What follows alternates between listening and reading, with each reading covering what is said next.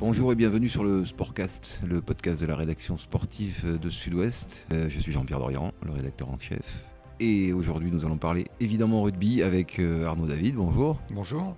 Et Denis Capes-Granger, bonjour. Bonjour Jean-Pierre, bonjour Arnaud. Les deux spécialistes rugby de la maison. Aujourd'hui avec un thème dont on a beaucoup parlé, mais pas encore dans ce Sportcast, et dont on n'a pas fini de parler, c'est le top 14 peut-il se remettre du coronavirus ? Question un peu abrupte, mais qu'il faut se poser. Arnaud, Denis, comment dire, l'état du malade ? Dans quel état a-t-on laissé le top 14 là, maintenant, à mi-juin où nous sommes ?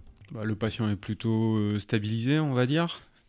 Mais bon, il n'est pas encore établi. Ouais, le pronostic est incertain. Le pronostic est encore incertain. On l'a laissé très inquiet, fragile, très inquiet.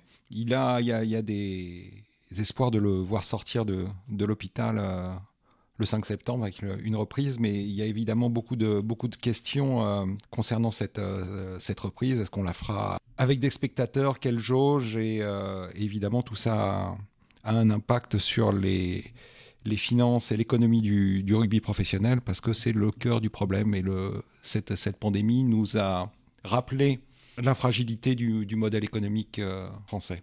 Qui peut dire d'ailleurs merci à l'État, puisque comme beaucoup d'entreprises, il a bénéficié du chômage partiel, ce qui lui a sauvé un peu la peau pendant cette sale période. Vous dites on l'a laissé le malade et vous avez raison, c'est exactement le terme. On l'a laissé donc depuis un petit moment. Ça fait longtemps que les spectateurs français n'ont pas vu de match avec des joueurs français sur le terrain. On parlera dans un autre épisode de l'international, mais déjà du point de vue national, c'était... C'était au soir de la 17e journée, c'était le 29 février dernier. L'UBB caracolait en tête du championnat, avec 8 points d'avance sur le second, 21 points d'avance sur le 7e qui était le Stade Toulousain. Jusque-là, tout se passait bien. Et puis, du jour au lendemain, tout s'est arrêté, mais ça, vous le savez déjà. Et là, patatras, on décide, en pleine crise de Covid, pas de champion, pas de fin de championnat. Enfin, on va revenir sur tous les épisodes, mais... Il y a eu beaucoup d'épisodes, c'était tumultueux, parce que finalement, le monde du rugby qui se flatte souvent de sa grande unité, de sa solidarité, là, c'est entre-déchiré, comme il sait le faire, avec beaucoup de talent. Chacun a parlé pour sa paroisse. La grande famille. Voilà. Et donc, on a à un moment espéré quand même faire des phases finales, attendre, reporter, faire quand même des phases finales au mois d'août, avant de se résoudre à arrêter, comme pour le football, à arrêter la saison et à dire que pour la première fois depuis 1942, il n'y aurait pas de champion de France. Pas de champion, c'est dire donc il faut remonter à la Deuxième Guerre mondiale. Pas de champion, c'est dire à quel point effectivement la crise finalement... est profonde. Voilà, ça part de là, le fait que la situation est grave, si j'ose dire. C'est qu'au bout de ce capharnaüm où personne ne s'est entendu parce que c'était compliqué, c'est mine de rien, c'est le début des ennuis. Voilà, on va dire ça comme ça. Le fait qu'il n'y ait pas de champion, on se rend bien compte ça illustre que... effectivement toutes les difficultés à travers lesquelles le rugby français est passé, puisque on en a déjà parlé abondamment dans nos colonnes. Les modèles économiques sont basés essentiellement sur les billetteries, donc pas de rentrée d'argent, pas de match. Il faut le rappeler ça, Denis, en France, c'est à la louche. C'est quelle proportion À la louche, les droits télé, parce que c'est ça qui est très parlant, sont de l'ordre de 20% pour les clubs du top 14. Et donc le reste des rentrées est constitué essentiellement par de la billetterie et des produits générés autour des matchs. Et du sponsoring. Et du sponsoring. Et le sponsoring. Donc lié à la tenue des matchs et à la présence de public. Tout ça étant lié à ça, en fait. Voilà. Bien sûr, parce que toute l'économie du rugby, elle est essentiellement basée sur le partenariat de proximité, sur toutes ces entreprises qui sont partenaires des clubs et qui viennent aussi pour partager un moment de convivialité qui est celui du match. Et donc, s'il n'y a pas de match, cette économie-là s'effondre. Et si on insiste sur ces 20% de droits télé, c'est pour rappeler à quel point, contrairement à leurs homologues du foot, les clubs n'ont pas de branche à laquelle se rattraper si le reste s'échappe, en fait, tout bonnement. Et au milieu de tout ça, qu'est-ce que pèse la masse salariale dans les clubs de rugby professionnels français ? C'est près de 70% des dépenses d'un club. C'est ça. Donc à 80% dépendant de la billetterie et de la présence, et à 70% obligé de passer par la case masse salariale. C'est un peu le nœud gordien du problème du rugby français. Oui, donc le rugby français, en top 14, les clubs ont pu s'appuyer sur les mesures de chômage partiel, mais bon, elles ont été quand même coûteuses parce qu'il y avait quand même un gros delta avec un salaire moyen dans le top 14 qui est de l'ordre de 20 000 euros Or, le chômage partiel, je vais vous épargner les chiffres, hein, mais bon, on est Il faut les à la donner aussi, fourchette de ça permet de 4 000 comprendre. euros. 4 000 euros, grosso modo, est couvert par l'État. Donc, forcément, il y avait un delta qui était à la charge des clubs qui était important. C'est pour ça, d'ailleurs, que les clubs de Pro D2 s'en sont beaucoup mieux tirés, puisque les salaires étant plus bas, le delta à leur charge était beaucoup moins important. On a négocié aussi dans cette période-là sur le salaire des joueurs notamment. Non, pas vraiment. Même si toutes les rentrées d'argent n'étaient pas arrivées, si les sponsors n'avaient pas forcément payé leurs derniers engagements, tout était à peu près budgété pour cette saison. Donc les clubs sur l'exercice 2019-2020, avec les mesures de chômage partiel, d'accompagnement, vont s'en sortir. Après, il y a les projections sur la saison suivante. Et les clubs ont dû engager des négociations avec les joueurs sur les salaires. Parce que la projection qu'a faite la DNACG, qui est le gendarme financier Il n'y a pas eu d'économie, pardon Arnaud, je te coupe, il n'y a pas eu d'économie directe sur les budgets de fin de saison négociés. Sur les salaires, non. Absolument aucune. En fait, ce qui a sauvé les clubs, finalement, c'est les bonnes relations qu'ils entretiennent, que la LNR entretient avec Canal+, qui a versé ses dernières traites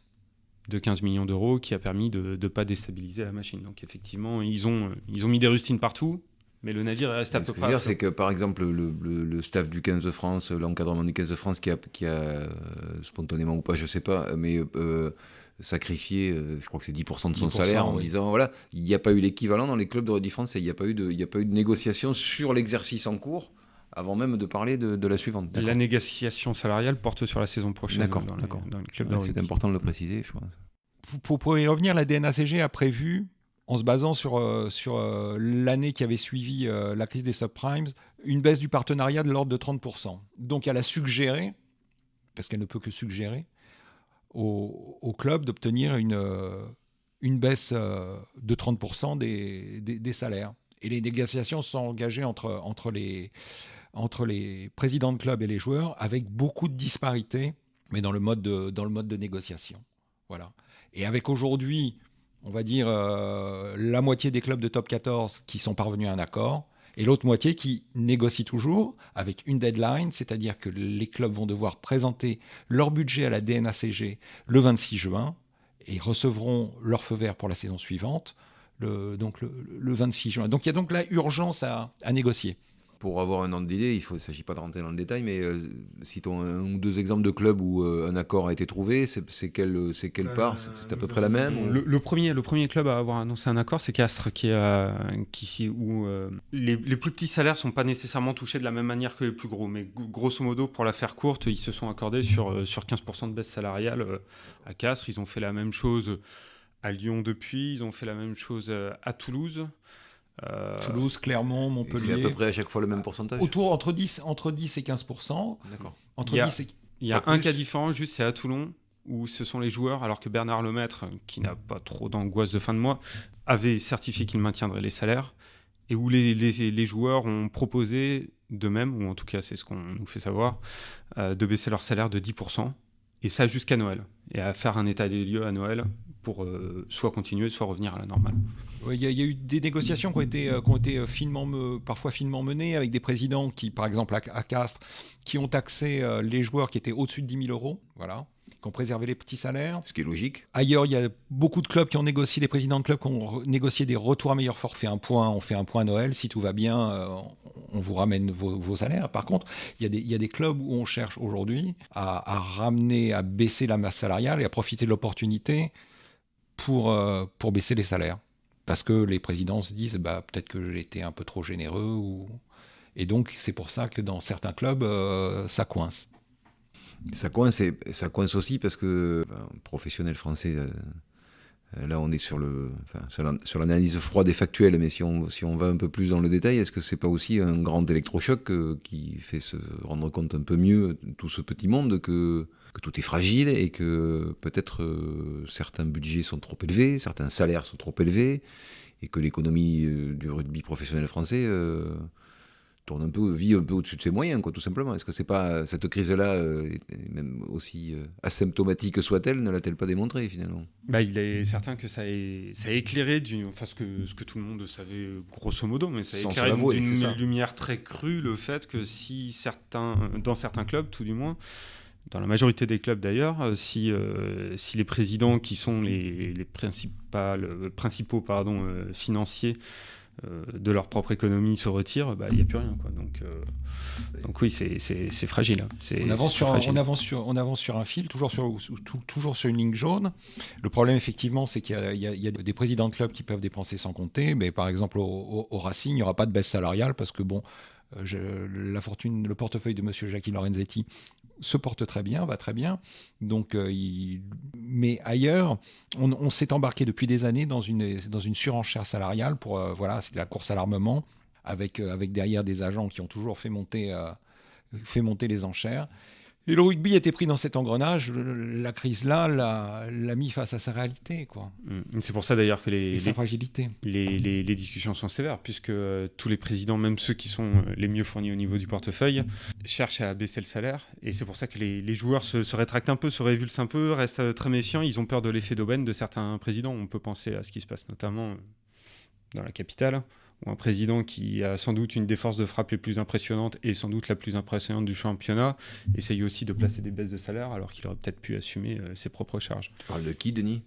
Au Stade français notamment, les joueurs là-bas redoutent effectivement l'effet d'aubaine, c'est-à-dire que sur le dos de la crise du coronavirus, chercher à corriger la générosité, comme le disait Arnaud, dont a fait preuve le président pour attirer les meilleurs joueurs. Oui, parce qu'il avait été un peu trop dispendieux peut-être aussi au départ. Voilà, c'est ça. Mais c'est dur partout, hein. C'est dur à Pau, c'est dur à La Rochelle, c'est dur à l'UBB, qui n'ont toujours pas trouvé trois clubs de la région qui n'ont toujours pas trouvé d'accord. Autant de clubs, Arnaud, qui ne s'appuient pas sur des présidents mécènes, pour la peine, du moins pas le modèle dont vous parliez.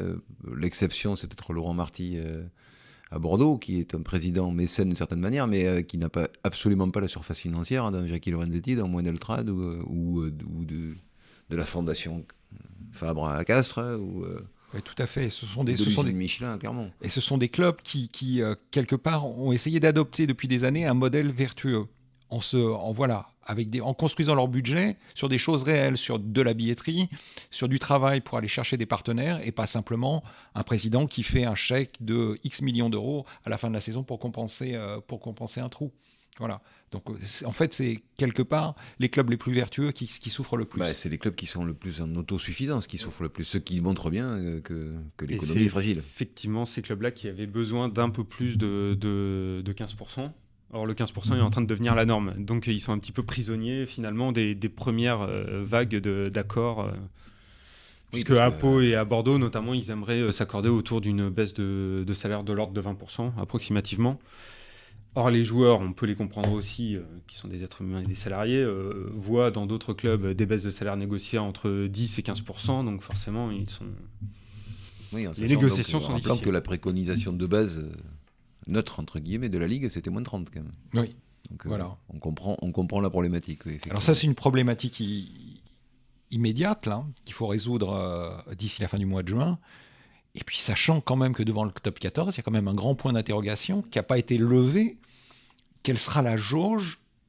Est-ce qu'on va accueillir dans les stades 100% de spectateurs, 80% ? Là, aujourd'hui, la reprise présumée du top 14, elle est actée, elle est fixée Ouais, en fait, ça n'a rien changé par rapport à ce qui s'était prévu, puisque c'est censé reprendre le week-end du 4 septembre. Et c'était avant même la crise du Covid, de toute façon, c'était... Mais en revanche, Arnaud, ce qu'on ne sait pas, c'est toujours à ce stade vide, stade et 5000 personnes ou jauge complète aménagée. Ouais. Et là, ça change tout. Ça change tout. Ouais. Parce que tous les présidents l'ont dit. Il y a eu un message qui était très clair, qui était envoyé aussi, des études très claires envoyées au gouvernement. Le top 14 et la Pro D2 aussi ne peut pas vivre à huis clos. Et donc, dans 2 mois après la reprise, les clubs disent on mettra la clé sous la porte parce qu'on n'aura pas les moyens de financer nos charges salariales.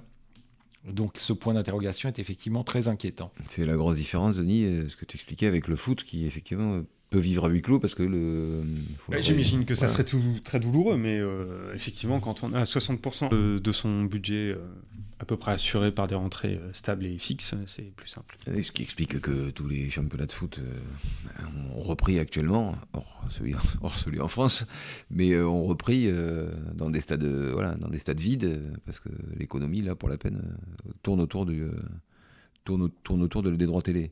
La leçon, vous sentez qu'elle est en train d'être, entre guillemets, apprise ou pas? Ou qu'on est déjà en train de se projeter sur autre chose? Je vois le petit sourire chez Arnaud, mais est-ce que cet épisode, parce qu'on l'a entendu beaucoup, la contrition au milieu de tout ça, le train de vie, pas seulement dans le secteur du rugby d'ailleurs, mais est-ce que l'après, on va repartir comme avant, et donc potentiellement commettre les mêmes erreurs? Ou vous sentez quand même qu'il va y avoir des leçons retenues par tout ça?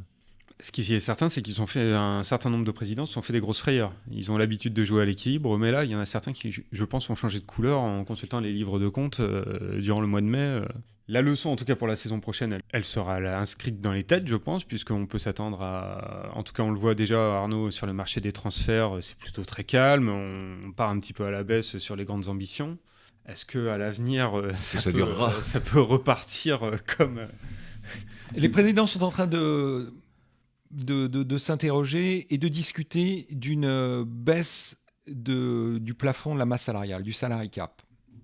De ramener ce plafond qui est aujourd'hui avec un peu au-dessus de 11-12 millions d'euros, de le ramener à 10 millions d'euros.